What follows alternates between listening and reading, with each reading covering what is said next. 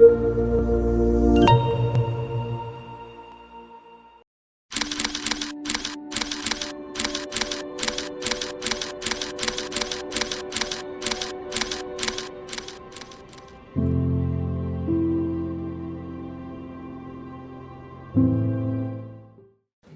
አደም ካሚል ፋሪስ ይባላል። በኢትዮጵያ እስልምና ጉባኤ የውጭ ግንኙነት ኃላፊ ነኝ።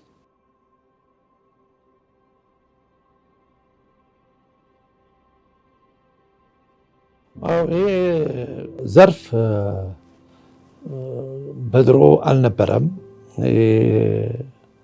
አሁን ዘርፍ የተመደበው ወይም የተፈጠረው ከኢትዮጵያ እስልምና ጉባኤ እውቅና ከማግኘቱ ጋር የተያያዘ ነው። ምክንያቱም የኢትዮጵያ እስልምና ጉባኤ ለ93 ዓመት ያህል እውቅና ሳያገኝ መልስም ሳይሰጠው ሲንከባለል የነበረ ጥያቄ ነው።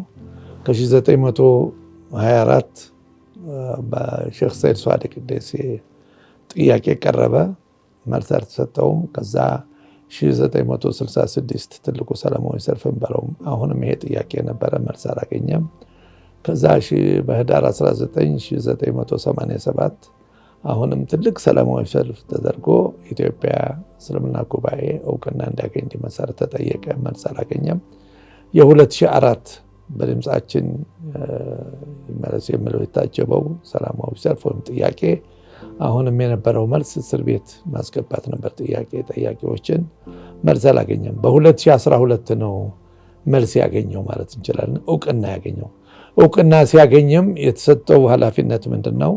የኢትዮጵያ እስልምና ጉባኤ የኢትዮጵያውያን ሙስሊሞችን ወክሎ በልማቱ፣ በሰላሙ፣ በመረጋጋቱ የመንግስትም አጋር ሆኖ ለሀገሪቷ በሚጠቅም ደረጃ፣ ለህዝቡ በሚጠቅም ደረጃ ድህነትን በመዋጋት ኋላቀርነትን በመዋጋት አንድነትን በማዳበር እንዲሰራ ታስቦ ታቅዶ ነው። ስለዚህ የውጭ ግንኙነቱ ዘርፉ ኃላፊነቱ ብዙ የተለያዩ ኃላፊነት አለው። በዚህ ከነዚህ መካከል እንግዲህ ኢትዮጵያ በእስልምና ታሪክ ውስጥ ያላት ቦታ ቀላል አይደለም። ያለ ረዥም ጊዜ ችላ ተብሎ የነበረ ታሪክ ነው። ለምሳሌ ኢትዮጵያ የነጃሽ ሀገር ነች፣ የቢላል ሀገር ነች፣ የኡሙ አይመን ሀገር ነች፣ የእስላማዊ ስደት ሀገር የተደረገባት ሀገር ነች፣ የእውነት ምድር ተብላ የተሰየመች ነች። ይሄ ከመጨረሻው ነቢዩ መሐመድ ሰለላሁ ዐለይሂ ወሰለም ከራሳቸው የሚያወሩት አላህ ከሚጠቁማቸው እጅ የተሰጠ ቃላት ነበር። ያም በተግባር የታየ ነው።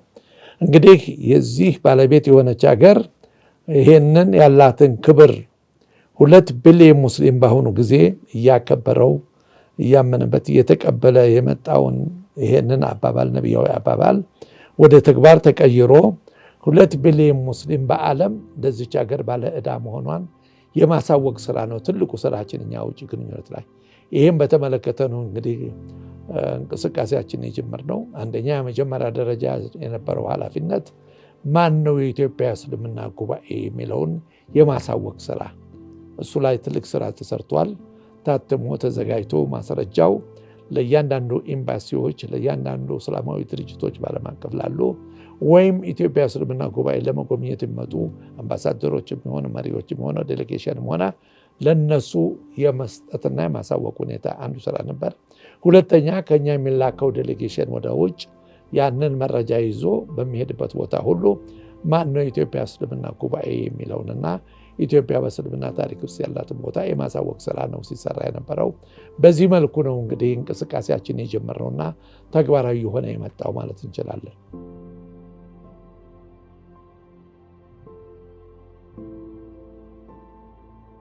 አዎ ብዙ ሀገሮችን ጎብኝተናል። ለምሳሌ እኔ በጎበኘሁት ከ8 ያላነሱ ዓለም አቀፍ ሚዲያዎች ላይ ተሳትፎ አድርጌያለሁ። ከነሱም ውስጥ አልጀዚራ፣ ሲኤንኤን አረበኛው ክፍል፣ የኩዌት የተለያዩ ጣቢያዎች፣ ሙጅተማ የሚባል መጽሔት በኩዌት የሚታተም፣ ኳተር ውስጥ የነበረው ጉብኝት እዛም ሄደን የአውቃፍ ሚኒስቴሩ ባደረገልን ግብዣ ተሳትፈን እንደዚሁ ይሄንን የኢትዮጵያ በእስልምና ያላትን ክብር ቦታ የማሳወቅ ስራ ተሰርቷል።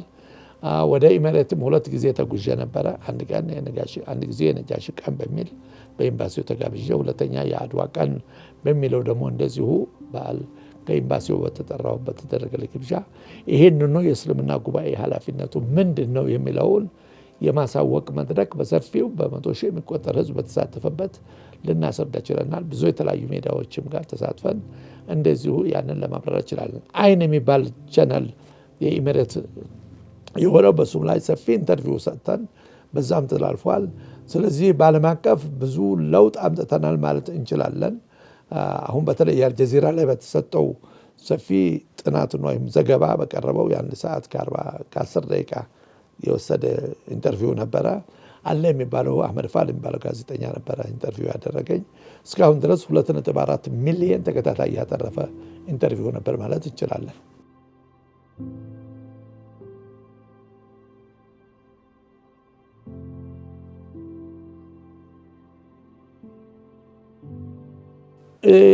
ጠቅላይ ምክር ቤቱ አባልነቱን እንዳገኝ ጥያቄ ያቀርበናል። በአምባሳደር ሞሴ በሚባል የውጭ ግንኙነት ኃላፊ ነው መሰለኝ አፍሪካ ህብረት ውስጥ እሱን በቀጥታ ተገናኝተን ሀሳቡን አቅርቤለት እሱ ያን ሀሳብ ይዞ ወደሚመለከታቸው አካሎች አቅርቧል። አሁን በፕሮሰስ ላይ ነው ያለ ነው። ምክንያቱም የሌሎች እምነት ተወካዮች በአባልነት ይገኛሉ። የኢትዮጵያ እስልምና ጉባኤም እንደዚሁ ከ64 ሚሊዮን በላይ ሙስሊምን የሚወክል ህብረተሰብን የያዘ ጉባኤ በዚሁ ድርጅት ውስጥ አባል እንዲሆን ታስቦ ታቅዶ የተቀበልነው ተቀባይነቱ 60% አግኝቷል ማለት እንችላለን። ወደ አፈጻጸም ደረጃ እየገባን ነው ያለ ነው። በዚህ መልኩ ነው እንግዲህ ከአፍሪካ ህብረት ጋር ያለን ስብሰባ ተሳትፈን ተጋብዘናል 2-3 ጊዜ። በዛም ላይ ሰርቲፊኬት አግኝተናል። በመሳተፋችን ተቀባይነት አግኝቷል። ከሱም አልፎ ደግሞ በውጭ ጉዳይ ሚኒስቴር ጋር ያለን ግንኙነት በተለይ ትሬዲንግ በመስጠት ይሄ ወደ መካከለኛው ምስራቅ የሚመደቡ አምባሳደሮችም ሆነ ስታፎችም ሆነ የኢትዮጵያን ገጽታ በትክክለኛ አረበኛ ቋንቋን የሚናገሩና ችሎታ ያላቸው እንዲሆኑ ያስፈልጋል በሚባል ከሚመለከታቸው አካሎች ውጭ ጉዳይ ሚኒስቴሮች ጋር ተገናኝተን ይሄን ነገር ተቀብለው ተግባራዊ እያደረጉት ይገኛሉ። ከዛም አልፎ ትሬዲንግ እንስጥላቸው በጠየቁ መሰረት ከ3 ወር ያላነሰ እጩ ዲፕሎማሲዎችን እኛው ጋር እየመጡ ስልጠና ወስደዋል፣ ኮርስ ወስደዋል። እነሱም ጋር በተለይ ኢንስቲትዩቱ ውስጥ ሄደን ተሳትፈን ይሄንን ትምህርት ለመስጠት በቅተናል ማለት ነው። ተቀባይነት በሰፊው አግኝቷል።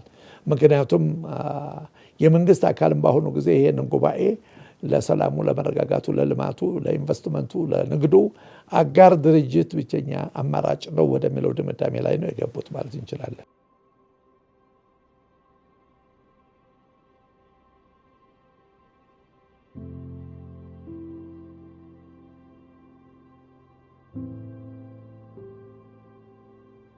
ኢትዮጵያ በጥንት የምትታወቀው የድህነት ሀገር፣ የኋላ ቀርነት ሀገር፣ የጦርነት ክልል የሚለው ነበረ። በዚህ ነው ስያሜዋን የወሰደችው። በተለይ 77 ረሃቡን የ65 ረሃቡን መነሻ በማድረግ በተለይ ግብጾች በዚህ በግድቡ የተነሳ በአጋጣሚ የእስልምና ጉባኤው አሁንም ሌላ ሚና ነበረው። ምክንያቱም የእስልምና ጉባኤው ብቻ ሳይሆን ይሄ ግድብ ገና አሁን ሲመሰረት የኢትዮጵያ ሕዝብ ንብረት መሆኑን ፍላጎት መሆኑን በራሱ ገንዘብ አዋጥቶ የሰራ መሆኑን ያንን ግምት ያላስገቡ ግብጾች ይሄ ነገር ተግባራዊ እንዳደረግ ወደ 4000 የሚሆን ሜዳ አሰልፈው 47 የሚሆኑ 48 የሚሆኑ ጋዜጦችን አሰልፈው በአረብ ዓለም የትኛውም ቦታ ያሉትን አረብኛ ተናጋሪ ሜዳዎችን በመያዝ ይሄ ነገር እንዲኮላሽ ብዙ ጥረት አድርገው ነበረ። የግብጽ የሃይማኖት ድርጅቶችም ሳይቀሩ እና ዛርም ቢሆን ክርስቲያኑም ቢሆን ሙስሊሙም በዚሁ በመንግስታቸው አጋር ሆነው ብዙ ተሳትፈው ነበረ ይሄ ግድብ እንዳይሳካ። እኛም ባደረግነው ኢንተርቪው በውጭ ግንኙነት በኩል የኢትዮጵያ እስልምና ጉባኤ በመወከል ይሄ ግድብ አሁንም የኢትዮጵያ ሕዝብ ንብረት ነው እና ግንዛቤ እንዲያዝልን በሚለው ትልቅ ክርክርና ውይይት አድርገናል። በሚገባቸው በቋንቋቸው በአረበኛ ቋንቋ ማለት ነው። ይሄም ትልቅ ለውጥ ነው ያመጣው ማለት እንችላለን። እያንዳንዱ ሜዳ በአረቡ ዓለም ያለው በዚህ ላይ ኢንተርቪውን የነሱን ከወሰዱ በኋላ ወደኛም ላይ አጋጣሚ ይሄ ግድብን በተመለከተ ከአፍጋኒስታንና ከኢራቅ ጦርነት በላይ ሽፋን ያገኘ ጉዳይ ነው ማለት እንችላለን። እንዳልኩ ዲፕሎማሲዎቻችን የአረበኛ ትንሽ እጥረት ያጋጠማቸው ስለሆነ ያንን በመተካት ግብጾች ለምሳሌ 550 የሚሆን ኮንፈረንስ አካሂደዋል። በግድብ ላይ 1450 የሚሆን ሴሚናሮች አካሂደዋል። ወደ 222 የሚሆን መጽሐፎችን አትሟል በኢትዮጵያ ላይ። ይሄ ሁሉ የኢትዮጵያን የማዳከም ስራ የተሰራበት ስለነበር ያንን የማክሸፉ ሁኔታ እውነታውን የማውጣት ሁኔታ የውጭ ግንኙነት ብዙ ስራ ሰርተናል ማለት እንችላለን። በዚህ ኮርተንበታል። ለውጥ አምጥቶልናል።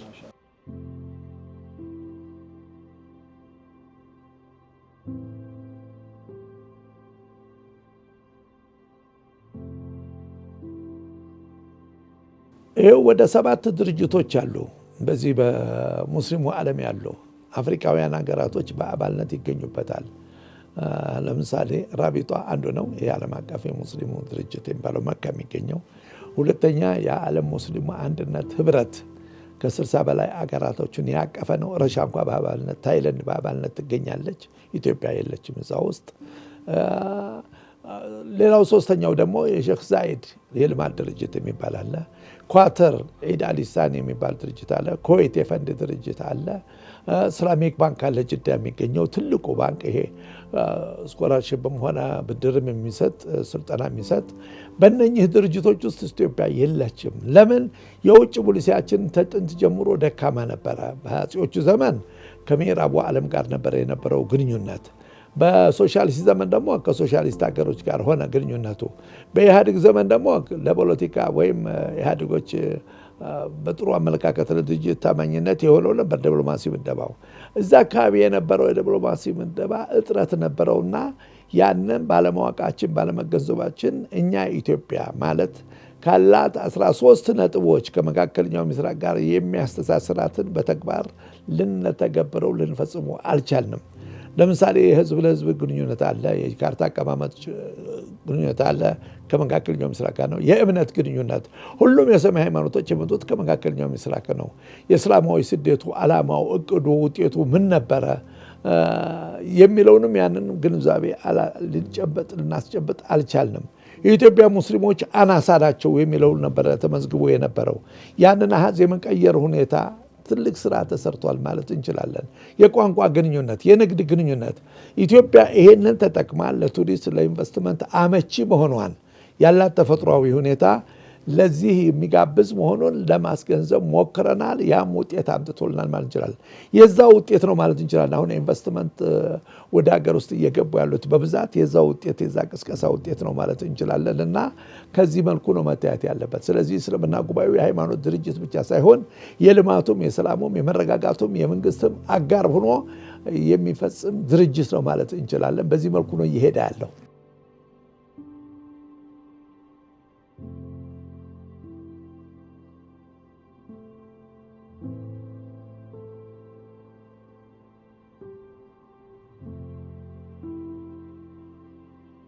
አሁን እንግዲህ እንደሚታወቀው የኢትዮጵያ ሙስሊም ህብረተሰብ ከመሰረቱም ቢሆን የአርብቶ አደርና የአርሶ አደር ትውልድ ነው ማለት እንችላለን። 80% በግብርና የሚተዳደር ትውልድ ነው ወይም ዜጋ ነው ማለት እንችላለን። ስለዚህ ከነኛ ውስጥ የበቀሉ ወጣቶች ቀደም ሲል በቀይ ሽብርም ይሆን ከዛም ቀጥሎ ስራ ፍለጋም ይሆን እየተሰደዱ ወደ ውጭ ሀገር የፈለሰው የሙስሊም ወጣት በብዛት ታገኛለህ። አውሮፓ፣ መካከለኛው ምስራቅም ታገኛቸዋለህ። እነኛ ከሞላ ጎደል በትክክለኛው ብንጠቀምባቸው አገርን፣ ህዝቡን ወክለው ባለሙሉ ስልጣን አምባሳደሮች ናቸው ማለት እንችላለን። ለምን? በሚኖሩበት ሀገር ከሚሰሩበት ድርጅት ጋር ከሚኖሩት ህብረተሰብ ጋር የውጭ ዜጎች ጋር እነሱ ብቻ አይደሉም፣ የውጭ ዜጎች በየሄዱበት ሀገር ከዛ በሚገኙበት ሰዓት ላይ በምናንም ቦታ ሆነ በትምህርት ቤትም ይሆን በስራ ድርሻቸውም ሆነ የሌሎች ሀገር ሙስሊም ዜጎች ጋር ይገናኛሉ። በሚገናኙ ጊዜ ስለ ኢትዮጵያ ራሳቸው መግለጫ መስጠት ይችላሉ። ይሄንን ኃላፊነት ሊወጡ አልቻሉም። ለምን? አንደኛ የሚያቅፋቸው ድርጅት በሀገር ውስጥ እስልምና ጉባኤ አልነበረም። ሁለተኛ መስራት የሚገባቸውን ነገር እንዲሰሩ መመሪያ አልተሰጣቸውም፣ ትምህርት አልተሰጣቸውም፣ ስልጠና አልተሰጣቸውም። አሁን ግንኙነት አሜሪካም ያሉትም ሆነ ካናዳም ያሉትን በአጋጣሚ ካናዳም አሜሪካም በነበረው ኮንፈረንስ ተሳትፎ አድርጌያለሁኝ። አሁን ለመጀመሪያ ጊዜ ነው ግንዛቤ እያያዙ የመጡት። ስለዚህ ግንዛቤ እያያዙ የመጡት ምንድነው? እዛ በሚኖሩበት ሀገር ከሚኖሩባቸው ህብረተሰቦች ጋር በሆነው በኢትዮጵያ ውስጥ አንዳንድ ልማቶች፣ ስራ፣ እርዳታም እንዲሰጡ የምናደርግበትን እንትን አመቻችተናል ማለት እንችላለን። አሁንም ይሄ ገና ብዙ ስራ መሰራት ያለበትን ለምሳሌ አንድ ምሳሌ ልስጥህ። ሳውዲ ውስጥ በስልጤ ህብረተሰብ ወይም ተወላጆች ባደረጉት ቅስቀሳ መዋጮ በማድረግ ወደ 63 ሚሊዮን ብር ነው በአንድ ቀን የተሰበሰበው። ኳተር ውስጥ 7.73 ሚሊዮን አዋጥተው ይሄው ዩኒቨርሲቲ ሁሉ መገንባት ጀምረዋል። እያንዳንዱ ክልል በዚህ ቢንቀሳቀስልኝ ማለት ነው ጥቅሙ ለዛው ለኢትዮጵያ ህብረተሰብ ውስጥ ለኢትዮጵያ ህዝብ ውስጥ የሚያገለግል ነው ማለት እንችላለንና አሁን ከዲያስፖራው ጋር ያለን ግንኙነት ይበልጥ መጠናከር አለበት እንላለን። ወደፊትም አውሮፓም ያሉትም ሆነ አሜሪካም ያሉትም ሆነ ይሄ ደግሞ ወደ አንድነት እንደምንታወቀው እኛ አንድነት አያሰጋንም እዚህ ሀገር። ለምን አይዲዮሎጂያችን እኛ መሰረታዊ ነው። የኢትዮጵያ እስልምና ተሐድሶ አያስፈልገውም። በኢትዮጵያ ውስጥ የነበሩ ገጠር ዑለማዎች እስልምናውን ለረጅም ጊዜ ያህላንን የማይሰማ የማያነብ ህብረተሰብ ይዘው አቅፈው አንድነቱን ጠብቆ ትልቅ ስራ ሲሰራ የነበረ ህብረተሰብ ነው። ስለዚህ ያን አንድነት አሁንም ወደ ውጭ ወተኛ ከውጭ ብድር የምንፈልግበት ወይም አዲስ አይዲዮሎጂ የምናመጣበት ጊዜ አይደለም። አንድነታችን ከተጠናከረ በኢትዮጵያ የሚገኙ ሙስሊሞች የሚለው ጥንቱ አባባል በአጼዎቹ በኩል ኢትዮጵያውያን ሙስሊሞች ጎሳ ሳይቅ ኦሮሞ አላለም፣ አማራ አላለም፣ ሁሉንም በአንድ ነበር ያገለሉት። አሁን ከዛ ወጥተን ግን እድሉን በመጠቀም ካለው ወቅታዊ ሁኔታ ይሄ ለሀገር ግንባታና ለሀገር አንድነት ለሀገር ሰላም አብረን በጋራ እንሰራለን የሚለውን አርማ ይዘን ነው እየተንቀሳቀስን ያለ ነው። ይሄም ውጤት እያመጣልን ነው ማለት እንችላለን።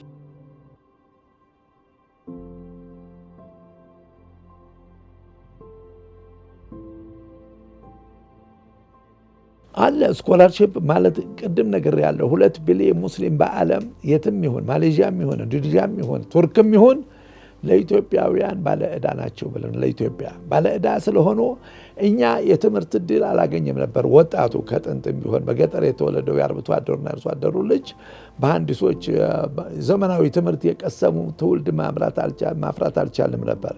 ኢስላሚክ ባንክ እንዳልኩህ አንዱ በስኮላርሺፕ ከ13,000 በላይ ነው ወጣቶችን በዓለም ወስዶ ያሰለጠኑ ያስተማረው። የዛም ተጠቃሚ አልሆንምና አሁን ከሞላ ጎደል አብረን በጋራ የምንሰራበት መድረክ ተመቻችቷል። ስለዚህ እዛ አካባቢ ገጠሩ ህብረተሰብ ውስጥ ያለውን ትውልድ በስኮላርሺፕ በስልጠና ትሬኒንግን እየሰጠን የምናሰለጥንበት መሐንዲሶች፣ ኢኮኖሚስቶች ወይም የህግ ባለሙያዎችም የሚያስፈልግበት ጊዜ ደርሰናል። ይሄን የማፍራት ሁኔታ፣ የማዳበሩ ሁኔታ፣ የማዘጋጀቱ ሁኔታ፣ ሌላው ደግሞ የስልጠና ጣቢያ በሀገር ውስጥ እንዲዋቀር ማድረግ። ሌላው ቀርቶ እንኳ ማተሚያ ቤት እንዲኖረን ጥያቄ አቅርበናል ወደ ሞሮኮ። ማተሚያ ቤት የራሳችን የሆነ ለመጅሱ ማለት ነው ለጉባኤው። ለምን ያ ማተሚያ ቤት ምንድን ነው የሚጠቅመን? የገጠር ዑለማዎች ድርሰት አልተሰበሰበም እስካሁን ድረስ። ያንን ሰብስበን የምናሳትምበት የምናሰራጭበት ማተሚያ የራሳችን እንዲኖር በሚል ጥያቄው ቀርቧል። ለሞሮኮ ዴሌጌሽን ነው ያቀረብነው። እነሱም ፈቃደኝነታቸውን ገልጸውናል። መቼ ይፈጸማል እንከታተላለን። ይሄም አንዱ እንግዲህ ተንጠልጥሎ ያለ ጉዳይ ነው። ይፈጸማል ግን ኢንሻአላህ የማይቀር ጉዳይ ነው። ይሄ ማተሚያ ቤቱ ጉዳይ። ሌላው በአዲስ አበባ እንደምታውቀው የአፍሪካ ዋና ከተማ ነች። ስለዚህ እዚህ አካባቢ ሙዚየም ያስፈልገናል። የኢትዮጵያን ታሪክ የሚያስመዘግብ የቢላል ሙዚየም ብቻ ውስን ናች እሷ። በሰፊው ሙዚየም ማዘጋጀት ያስፈልጋል። ይሄም ጥያቄ ለአንዳንድ አካላቶች ቀርበዋል። ዝግጁ ሆነዋል እና ማላላቸዋለን ብለዋል። ወደዛም ስራ የምንሰራበት ጊዜ ደርሰናል ማለት እንችላለን። የታላቁ ነጃሺ መስጊድ እዚህ ያለው ያው ተግባራዊ ሆኖ እየተፈጸመ ነው ያለው። ቀጣይ ደግሞ ነጃሺ ላይ ሊሰራ የታሰበ የ11 ፕሮጀክትን ያቀፈ የነጃሺ 00 የሚባል ፕሮጀክት አለ። በመጅሱ ኃላፊነትን የጀመርነው ስራውን እሱ ነጃሺ ላይ ራሱ ወቅሮ ላይ እዛ ትግራይ ወቅሮ ላይ ይሄ ደግሞ የዓለም አቀፍ ኃላፊነት አለባችሁ በሚለው መሰረት አንድ አርማ ያሰነዘረዋል። የውጭ ግንኙነት በአሁኑ ሰዓት $1 ለነጃሺ እንዳልኩ በዓለም አቀፍ ያለው ሙስሊም ህብረተሰብ ባለ ዕዳ ስለሆነ በቅርቡ ፕሮጀክቱ እየተሰራ ነው። 11 ፕሮጀክቶች እየተዘጋጁ ነው። በቅርቡ ተጠናቆ ወደ ምርመራ ወደ ማጽደቅ ይገባል። ከዛ በኋላ ሂሳብ ይከፈታል። ኮንፈረንሶች ይካሄዳሉ። በየሙስሊሙ ዓለም ተንቀሳቅሰን በኮሚቴ መልክ $1 ለነጃሺ የሚለውን ጥያቄ ልናቀርብ አስበናል። በዚህ መልኩ ደግሞ ሁሉም ፈቃደኝነታቸው ገልጸውልናል። ከአንዳንድ እስላማዊ ድርጅቶች ባገኘነው መሰረት ለኡምራም ሆነ ለሐጅ የሚጓዙትን ወደ መካ መደመጋጣሚ መካና መዲና ጉዞ ተቀይሯል። እንደ ድሮ አይደለም። በአሁኑ ጊዜ በሚሊዮን የሚቆጠር ነው እያስተናገዱ ያሉት። እነኛ በሙሉ ኬሮፍ ወይም አቋርጠው የሚሄዱት ነጃሽን ነው ማለት እንችላለን። እንዳውም ከጠየቅነው ካቀረብነው ጥያቄ ከአንዳንድ ሀገራቶች አልጀሪያንም ሆነ ሌላዎችም ሆነ ትራንዚት እያደረጉ በመቀሌ በኩል ወደ መካ መዲና እንዲጓዙ አስበናል። ስለዚህ እነሱ ትኬታቸውን ሲቆርጡላቸው ለምእምናኑ ከእያንዳንዱ ምእመናን በእያንዳንዱ ትኬት $1 ለነጃሺ ብለው ይሄን እንዲያስከፍሉልን ጥያቄ አቀርብላቸው በደስታ ነው የተቀበሉት። ለነጃሺ $1 ምንም ዋጋ የለውም፣ ከዛ በላይ መክፈል እንችላለን በማለት ተምተዋል። እንግዲህ እኛ ጋር ፕሮጀክት እየተዘጋጀ ነው። አሁን ያለቀ ጉዳይ ነው ማለት እንችላለን። እሱን ካጸደቅን በኋላ ከሐጅ በኋላ ጉዟችን እንጀምራለን ብለን አስበናል።